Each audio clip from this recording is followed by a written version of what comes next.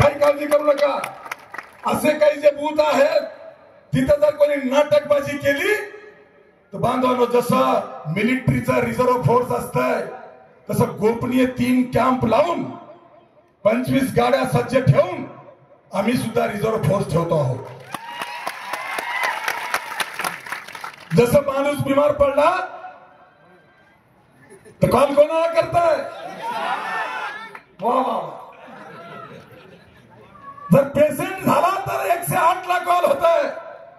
तसं कोणा बूथवर, गरीबावर, मतदारावर, एजंटवर, माझ्या कार्यकर्त्यावर जर कोणी दादागिरी केली तर 3 नंबर तुम्हाला गोपनीय नंबर दिले जातील। तिथं फक्त कॉल करायचा, 10 मिनिटात गाड्या पोहोचतील आणि हिसाब तुमचा केला जाईल। पोलिसांचं काम पंचनामे करायचं असेल माझी जबाबदारी नाही।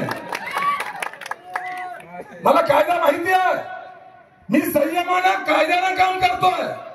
पण जर तुम्ही सुपारी घेऊन कोणा पाटलाची जर या ठिकाणी दलाली करणार असाल, कोणाच्या शेतावरचे सालगडी होऊन आमच्या कार्यकर्त्याला जर काही करणार असाल, काय